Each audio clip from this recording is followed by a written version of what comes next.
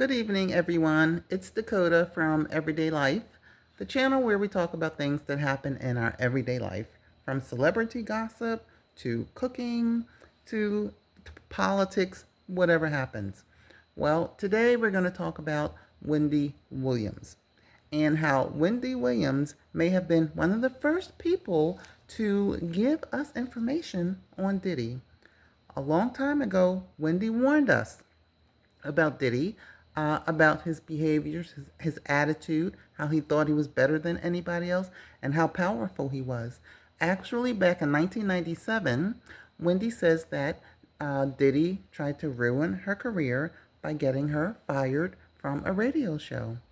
And I remember that back in 1997. Wendy writes in Why Entertainment.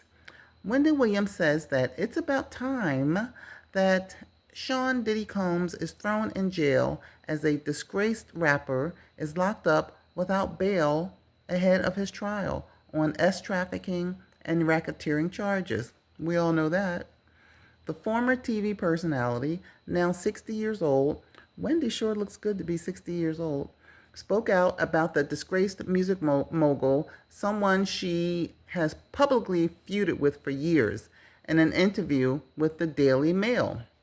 Wendy Williams says that she had allegedly known about the I'll Be Missing You rapper for about a while. I forgot he sung that song. I'll be missing you. I used to like that song. Poor Diddy. What is really weird is that I have been telling this to people for years, Wendy says. She's been telling this to people for years, including some people from her family who have said the same thing. Now, addressing the viral video of Cassie being beat up in the hallway of the hotel, Wendy says that the video was horrific and that she could not believe what she was watching. Okay, and I think that everybody felt the same way. That video just turned everything around for everybody involved, even us people who don't even know them. You know how I feel about that. It is about time, she said, to see this video on TV of Ventura being plummeted. It was just horrific. But now you have to think, how many more times, how many more people, how many more women? It's just so horrible. Williams feels that Combs have been laid bare since she accused the billionaire of single-handedly ruining her career after she was fired from a popular TV show called Hot 97 back in 1998. At the present time, Puffy Combs faces a minimum of 15 years in prison after being charged with trafficking, racketeering, fraud, amongst other things. On a few weeks ago, lawyers said that there were allegedly 100 victims, and one was a 9-year-old boy, and they're all expected to file lawsuits against Diddy for the abuse, for the exploitation, and cases that will expose many, many people. I wouldn't want to be one of these people. This case is just going rampant. The complaints by 120 accusers were roughly split evenly by gender, including minors, and spanned over a 30-year reign. I'm just recapping because sometimes you got to recap so you can catch up, because believe it or not, some people don't know everything that's going on. Okay, and Combs appeared in a Manhattan court where he pleaded not guilty. Combs was denied, proposed $50 million bail, and sent immediately to the prison in Brooklyn, where he has to wait behind bars until his trial. Now, he just got a new lawyer. He has a cellmate. The cellmate is the guy who got in trouble for doing some funky stuff with money, and he got 25 years in prison.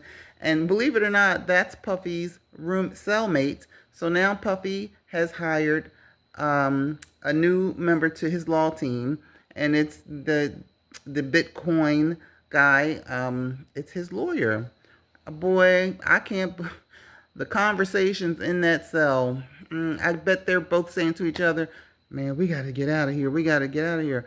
All this money we have at our disposal, we got to do. We got to do something." It's amazing how they end up to be cellmates.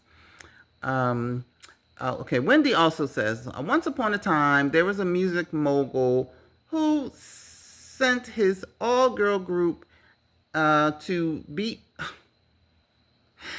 his all girl group to beat me in front of the radio station. Did you know that Diddy sent his, I remember he had an all girl band group. I saw the blonde on TV giving an interview. He sent them to her radio station to beat Wendy up.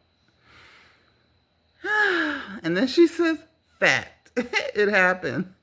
Okay. She said, I finished my shift, rounded up my headphones, put on my bag, put on my arm, and I see everybody lined up at the window looking down at the sidewalk. I find this girl group jumped out of a gypsy cab to come after me, she alleges, to beat my ass. For what?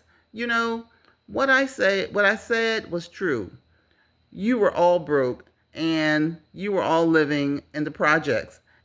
And that's that. That sounds like Wendy, right? And furthermore, in 2004, Wendy Williams experienced, and she wrote a book about this, about her experience, how about certain levels of contempt that she had for Puff, being that he single-handedly ruined her career. But it seems like she got back on track, right? The hell he put me through, I will never forget. But I don't hate him. She penned in the memoirs. So, forgiveness is good. She says she doesn't hate him because she came back anyway. So good for you. I remember at one time Wendy was worth $400 million. $400 million.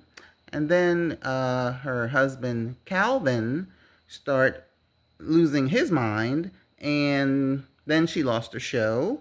Then he had a girlfriend. Then he had a baby with a girlfriend. And then Wendy got sicker and sicker. And I guess she don't have the show, so she's not worth $400 million anymore. At any rate, I just wanted to bring that tidbit to you because Wendy Williams just did a little write-up. And, I thought it was interesting. So you guys have a wonderful night, and I will see you later.